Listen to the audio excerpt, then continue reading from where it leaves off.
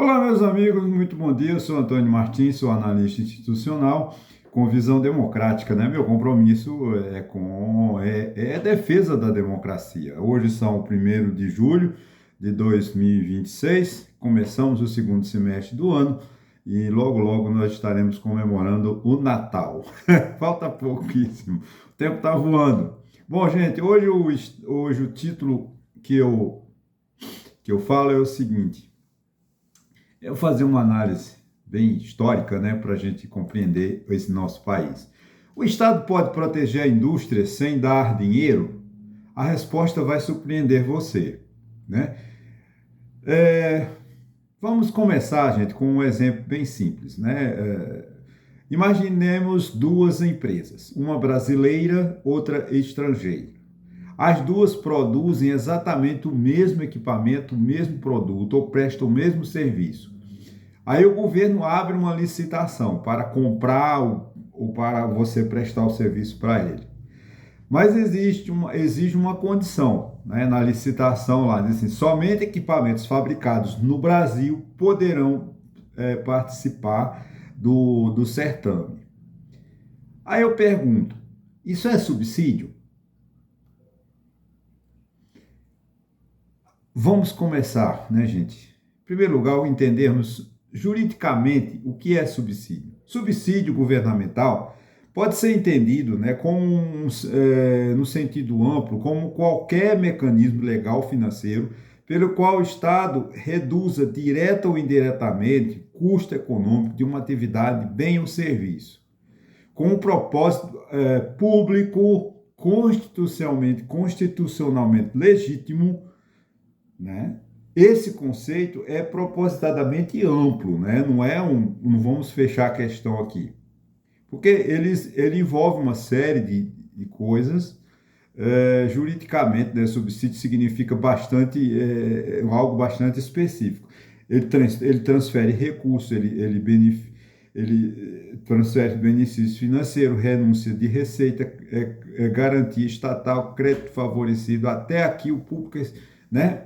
Isso tudo é um subsídio. O governo pode usar desses mecanismos para melhorar, para garantir melhores condições, né, de vida da população e o desenvolvimento de uma determinada região. Os subsídios mais conhecidos que nós temos são os subsídios tributários, né, mas historicamente nós temos questões da Sudene, quando o governo, né, na década de 30, 40, percebeu que o Nordeste estava numa pobreza muito grande e que não tinha mais condições de, por conta própria, se reerguer economicamente.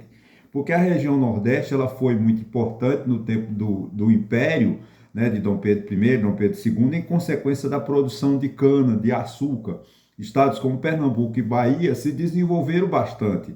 Mas no início do século XX, ainda no século XIX, né, com a descoberta do ouro de Minas Gerais, correu todo mundo para a região sudeste. Lá, depois vem no início do século XX, a questão da plantação do café no estado de São Paulo. Depois a industrialização com Juscelino, com Getúlio, o desenvolvimentismo de Getúlio Vargas, a região sudeste se desenvolve de uma forma muito grande em detrimento da região nordeste. Nessa época houve a maior imigração, né, o que saiu a maior quantidade de nordestinos, né, foram para a região sudeste, São Paulo e Rio de Janeiro.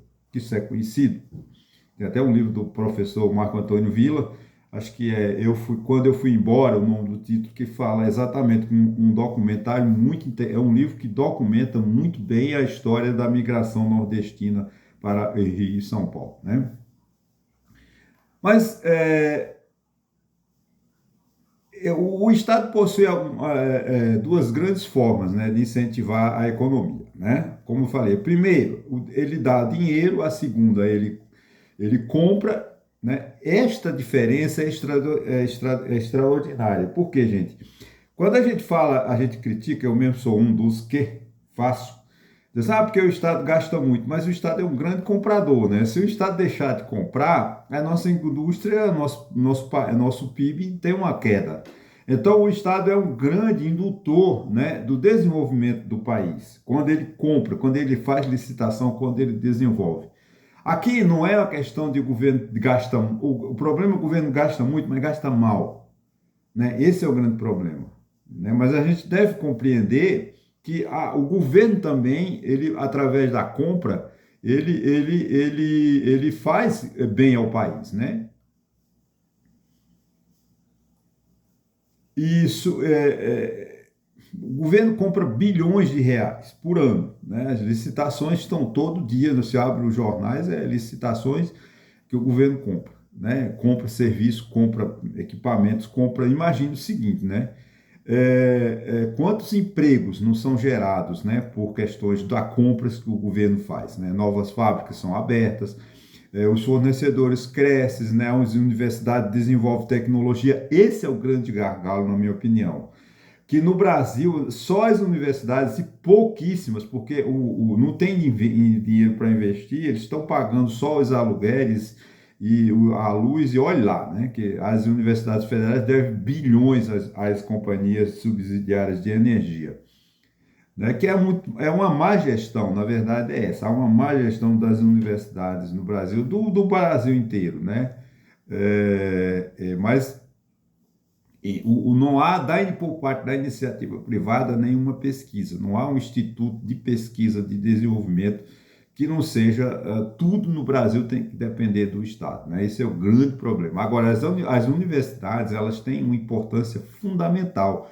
Os institutos de pesquisa como Butantan, Oswaldo Cruz, Fundação Oswaldo Cruz, são riquíssimos, eles prestam enorme serviço. Então, a gente não pode também só criticar o Estado, que o Estado também tem coisa boa, né? Com relação a essa questão do conteúdo nacional, esse é um gargalo, problema seríssimo, porque o governo, quando ele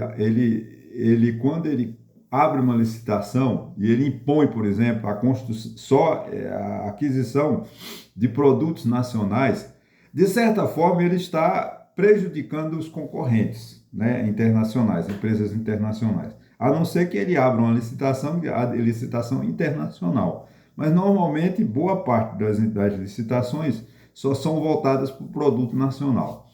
Mas aí, juridicamente, está errado. Não, é porque o mundo inteiro, né, defende que as compras do Estado, ele não compra com uma finalidade de lucro. O lucro da compra do Estado é o bem-estar da população, o bem-estar do seu povo. Então, quando o Brasil, o Estado brasileiro, o governo, o município, o Estado, o governo do Estado, o presidente da República compra um equipamento, ele não está comprando como comerciante, né, vamos dizer assim, está comprando como consumidor. Então, ele compra para levar benefícios, por exemplo, bilhões de reais que ele gasta por ano com equipamentos da saúde. Agora, essa preocupação do produto nacional, ela também tem um risco. Porque, por exemplo, vamos dizer, imaginar o seguinte, que o SUS, né, só compre equipamentos nacionais para os hospitais. Mas a indústria nacional, confiante de que não haverá um concorrente internacional, ele não vai desenvolver um novo produto. Então você passa anos e anos e anos e anos, o INSS, o SUS, usando equipamentos ultrapassados, que é o que acontece no Brasil hoje, né? O SUS oferece o que há. Eu vi uma cena há uns 5 anos atrás, uma criança no hospital em Taquaritinga do Norte, fazendo uma aplicação, menino, um desespero, um choro. Aquilo ali é equipamento velho, porque hoje em dia não tem necessidade, né, de dar aquele sofrimento, né, que era para tirar a pele, fazer uma espécie eu não me lembro o que era, mas era arrancar um pedacinho da pele dele para fazer exame. E o menino me desespero. Eu não sei, sinceramente, acho que tudo bem, né? Por exemplo, essa questão da nacionalização, a Petrobras usou muito isso, né? Trazer essa discussão é muito importante a gente falar dela, porque a Petrobras fez da indústria naval, né? Ela é uma política industrial, mostrar as vantagens. Vamos lá, mostra quais são as vantagens. Assumir uma posição política, né? A Petrobras, quando ela faz lá, ela lança uma plataforma Eu acredito, uma plataforma é um pouco exagerado, porque plataforma sempre tem tecnologia estrangeira, porque aqueles canos, né, que curvam, que fazem curvas, são, acho que, tecnologia francesa. Então, numa plataforma de petróleo, tem, com certeza, não dá. Mas em outras atividades, a Petrobras pode dizer, eu só quero comprar navios que sejam feitos nos estaleiros no Brasil.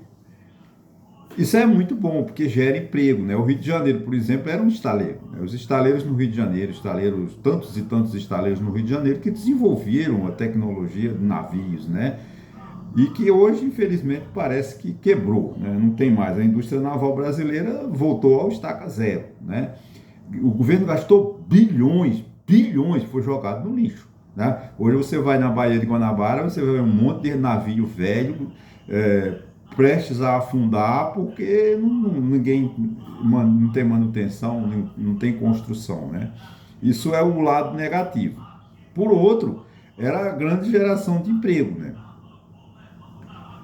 E era interessante esse tipo, né? A Petrobras também pode se sentir, vamos dizer assim, uma empresa atrasada. Se ela só comprar a indústria nacional ou nacionalizada, essa é que a indústria não sofrer pesquisa, não sofrer melhoramento. Né? Ainda estamos no tempo do arado. Né? Não, tem coisas no Brasil que é no tempo do arado, está no tempo ainda dos egípcios. Né? É, até que ponto, né, um país pode proteger sua indústria, né, sem comprometer a livre concorrência internacional? Né? Essa pergunta, gente, ela continua sendo o calcanhar de Aquiles, né? Porque é preciso que o governo brasileiro tenha muita responsabilidade em também não fechar o país, né? Não dizer, olha, não entra em um equipamento, porque atrasa fica muito atrasado, as indústrias não se desenvolvem. Porque os subsídios, né, tem uma vantagem, né, não existe subsídio sem lei, não existe, né, tudo é legal, subsídio é legal, eu não estou criticando subsídio, tá? Eu só estou pensando o seguinte, por exemplo, na região Nordeste, na região da Amazonas, que são as duas regiões mais, vamos dizer assim, afetadas por questões políticas de governo sobre desenvolvimento, né, através de subsídio. A Sudene no Nordeste melhorou a ideia fantástica, né, assim, extraordinária de Celso Furtado, que foi um dos baluartes, um dos fundadores, um dos desidealizadores da Sudene. Você pode dizer, a Sudene trouxe desenvolvimento para o Nordeste? Pode, mas também acomodou. A empresa nordestina poderia estar até melhor, né? Mas ela se acomodou com subsídio. Muitas empresas, elas só botavam uma fábrica aqui, mas ela recebia o subsídio e o lucro ia para São Paulo. O Grupo Votorantim fazia isso, mesmo ele sendo de Pernambuco. Né? Eles botavam indústria aqui, mas a matriz é São Paulo, o lucro ia para a matriz. Então, a Sudene não desenvolveu o Nordeste melhor, porque concentrou demais num determinado setor, na indústria de cana, né? E cana, e quem enricou os grandes usineiros. Voltamos a ter aquele velho tempo do Império, né? Quando era o latifúndio, né? As grandes propriedades de cana-de-açúcar, como Pernambuco e Bahia. A Sudene, no norte, por exemplo, a Sudã está resolvendo o problema do Amazonas? Não. Eu gostaria, um dia eu vou fazer um estudo sobre quanto custa a Zona Franca de Manaus e qual é o resultado que ela traz para o Brasil. Nenhum. Porque a Zona Franca de Manaus, gente, não vou fechar a questão nisso muito, né? Ela gasta bilhões de reais por ano de subsídio e não tem um benefício para a nossa região. Para você vender para a Zona Franca de Manaus é uma dificuldade, porque, né, o empresário aqui de Santa Cruz, se ele for vender para a Zona Franca de Manaus, ele está frito legalmente, ele vai gastar muito, porque é muito burocrático para vender. Você vê, na reforma tributária, eles acabaram o IPI, mas deixaram o IPI só para a Zona Franca de Manaus. Mas na Zona Franca de Manaus não resolve o problema brasileiro. A Amazônia está esquecida. A Amazônia não tem segurança, a Amazônia não tem saúde, a Amazônia não tem desenvolvimento, a Amazônia tem desmatamento, aí sim, ilegal, invasão de terra. Isso o governo não vê. E a Zona Franca de Manaus ela foi criada em 1966. ainda no período militar, né? Claro, os militares tiveram aquela onda de habitar a Amazônia, né? Vamos integrar para não entregar, né? Foi um slogan militar, mas não trouxeram benefício esses investimentos todos para a Zona Franca de Manaus. Então, o Brasil é um gargalo, né? Então, a gente precisa ter muita parcimônia, né? Para não ser nem muito crítico, nem muito, vamos dizer assim, eu não gosto dessa expressão, passar o pano, né? É, eu tenho impressão que esse grande problema nós temos que investigar juntos, né?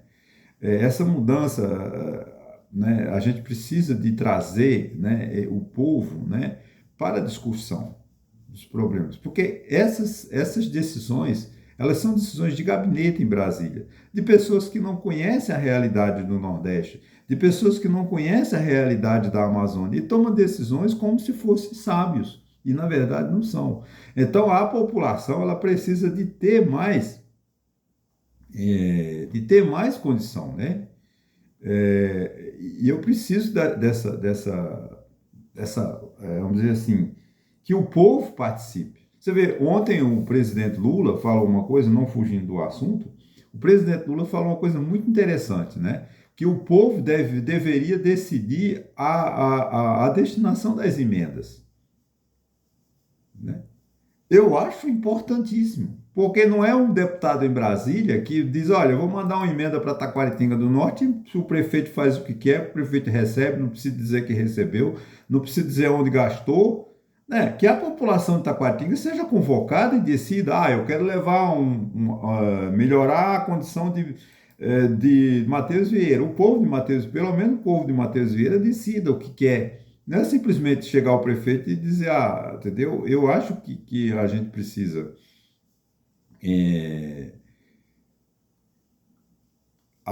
ter responsabilidade, né? Até que ponto, né?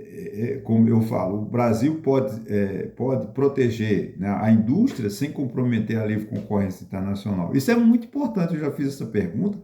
E eu, de novo, repito, por quê? Porque quando o Brasil fecha as portas, não deixa entrar novas máquinas de tecnologia, novas tecnologias, ele atrasa o país. As universidades públicas, para elas investigarem, fazerem pesquisa, elas precisam de recursos, né?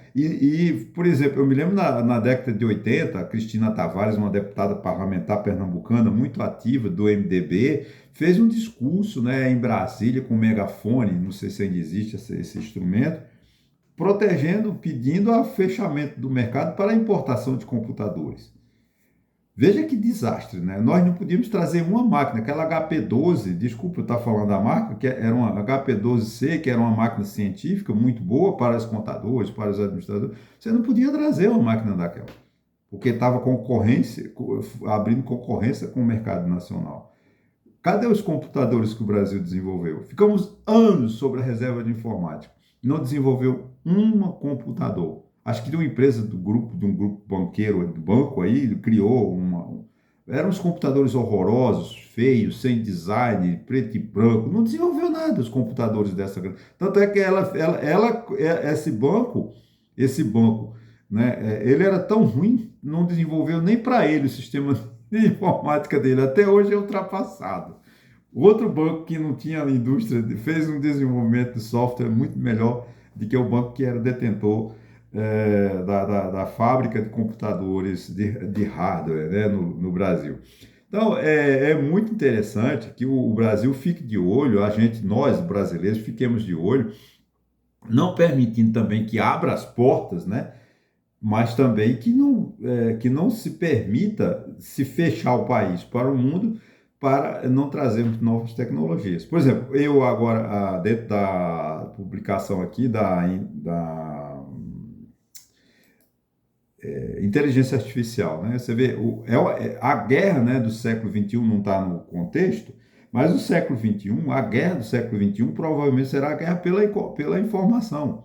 Você vê, os Estados Unidos, o governo norte-americano simplesmente proíbe que as empresas vendam, né, ou que deixe que estrangeiros, permita que estrangeiros tenham acesso aos algoritmos, né, que as empresas do Vale do Silício, lá da ITI, né, desenvolvam. Por quê? Porque é o medo da invasão, é o medo de deixar, de não ser importante. Porque quem tem o domínio da comunicação, quem tiver o domínio da comunicação, tem o domínio do mundo.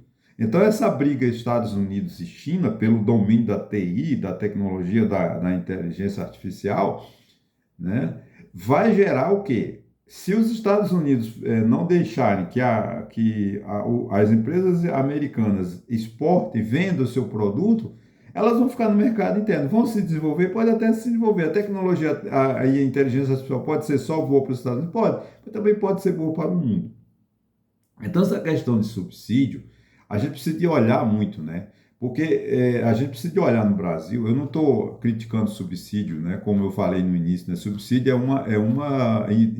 uma iniciativa do governo, né? Não é a empresa privada que vai lá e pede, não, né? Subsídio governamental pode ser entendido de um sentido amplo, como qualquer mecanismo legal e financeiro pelo qual o Estado reduza direto ou indiretamente, o custo econômico de uma atividade, bem o serviço, com o propósito público constitucionalmente legítimo. Eu não estou dizendo que os subsídios no Brasil são ilegais, que são... Não. Eles são previstos, a Constituição de 1988 prevê lá no artigo 170, né, e além de outras informações, né, do ato das disposições constitucionais transitórias, fala sobre subsídios regulamentares. Tem uma lei sobre subsídio, lei de PPA, né, PPP, né? Então, é legal. Agora, por exemplo, só o governo federal, esse ano, gastará em torno de 670 bilhões de subsídios. Aí é que grande problema. Desses 670 bilhões, se nós analisarmos, hoje acho que 90% deles não precisam. Porque são empresas que se acomodaram. São regiões que ficaram, me dá subsídio para isso, me dá subsídio. Gente, subsídio é muito bom, mas para desenvolver o país, não para acomodar empresários. Os subsídios no Brasil precisam ser revistos constantemente, né? Anualmente, renovados, mas renovados com critérios. Vocês acham que nessa política do Banco Master, onde todo mundo é refém em Brasília de um banqueiro, tem capacidade de fazer uma avaliação técnica legal desse? Não tem. Então, o gasto é mau. Quando eu critico o governo, é porque ele está gastando mal. Mas agora, é legal? É. Mas é preciso que haja uma fiscalização, né? O subsídio tem essa importância, né, de trazer, por exemplo, desenvolvimento para uma determinada região. Baixar, por exemplo, subsídio com relação à luz elétrica, à iluminação pública.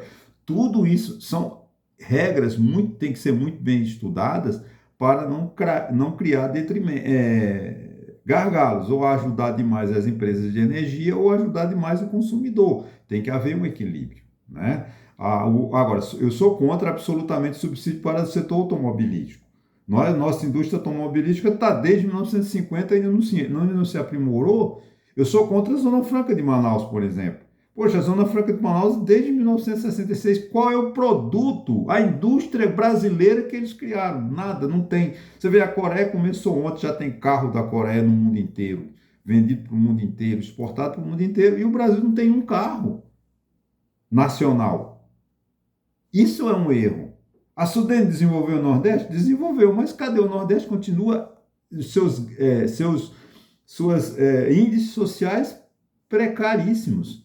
Pobreza absoluta, né? Falta de tecnologia, falta de higiene, falta de saúde, falta de transporte público. É o que afeta o Nordeste. O Nordeste paga aqui em Santa Cruz de Capibaribe, nós pagamos uma das passagens de transporte público mais cara do mundo. A gente entra num Toyota, já está devendo R$5. Ele anda 1 metro e deixa você. Porque os prefeitos, eles não se preocupam em regulamentar. Não, eles simplesmente é o transporte clandestino e vamos que vamos, né? Isso é tudo erro de política de governo. Tá, gente? Então, olha, eu espero que esse papo de hoje tenha lhe agradado. Estou muito satisfeito, né? Que estou crescendo. E se você chegou até aqui, se inscreva no meu canal. Quero assinante, né? Quero mais inscritos no meu canal. E eu estou também satisfeito com o número de visualizações. Eu acho que eu ultrapassei a barreira do som. Muita gente está vendo, não sei se é o tema, se é que o YouTube abriu, né, os algoritmos para que divulgasse mais o meu vídeo. Estou satisfeito, tá? Então, vocês, muito obrigado e até a próxima, até sexta-feira, né? Um abração até sexta-feira, se Deus quiser.